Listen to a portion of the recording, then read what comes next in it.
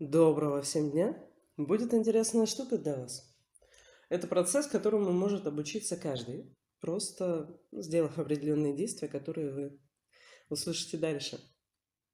Трансформационные процессы, которые здесь у меня есть и которые идут по номерам от 1 до 21, как это сейчас, это процессы, направленные на действительно глубокое изменение осознания чего-либо.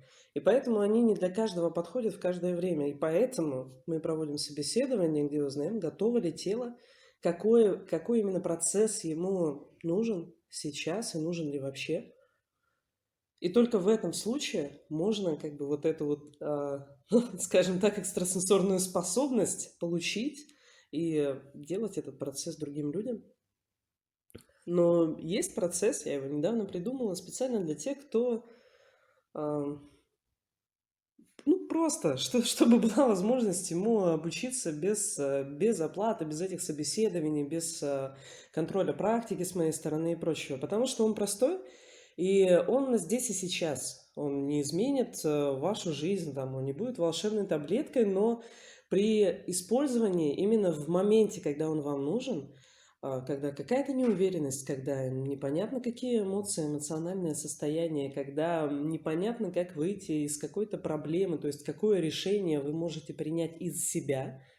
То есть, попросту говоря, когда вы слишком снаружи, но мало в себе. Когда вы слишком переобщались, например, с людьми, или это общение вас что-то задело, и вы теперь не можете ощутить себя и даже не знаете, а что вы из себя хотите решить. Вот именно на эту ситуацию есть простой процесс, которому, если вы хотите, можете научиться прямо так. Его можно будет запускать как себе, так и другим людям, лично ли, держа за руку или дистанционно, как угодно, как угодно. Процесс называется «здесь и сейчас».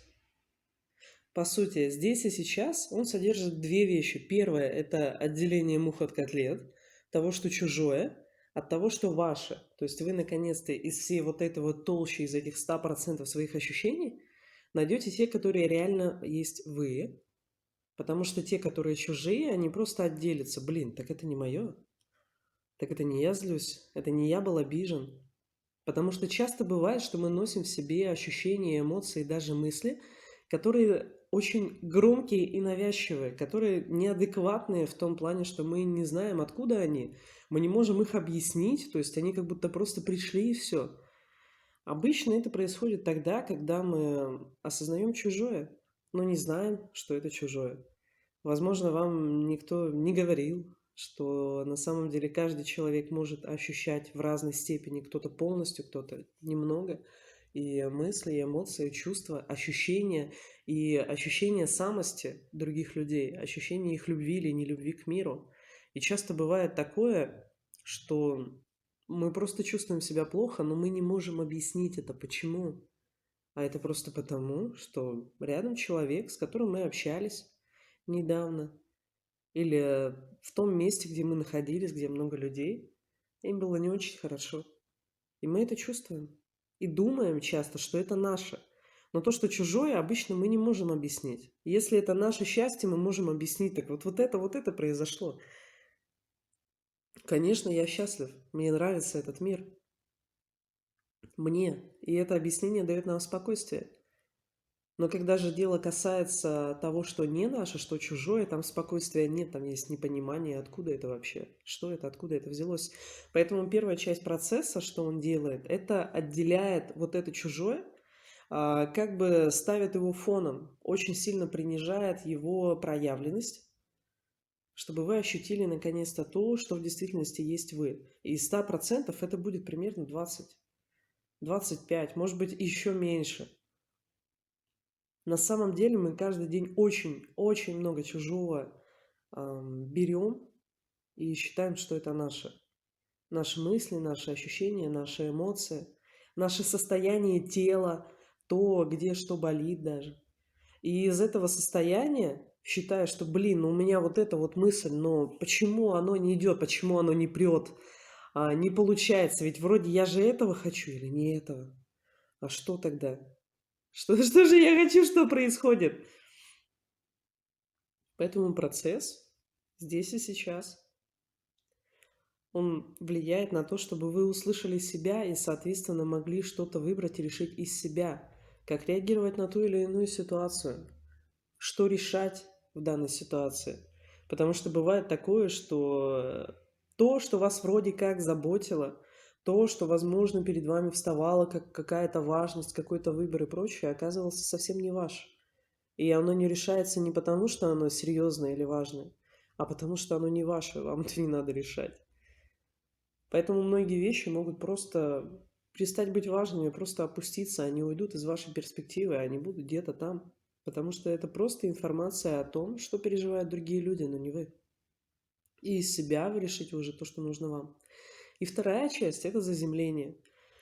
Заземление– это важная штука именно для того, чтобы не держать ощущения и эмоции в теле.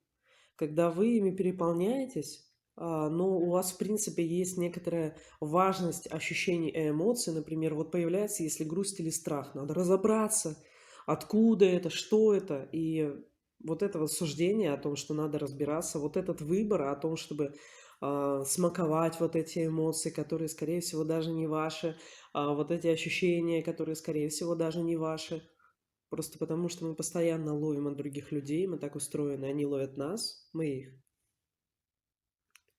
И бывает такое, что не хватает просто заземления.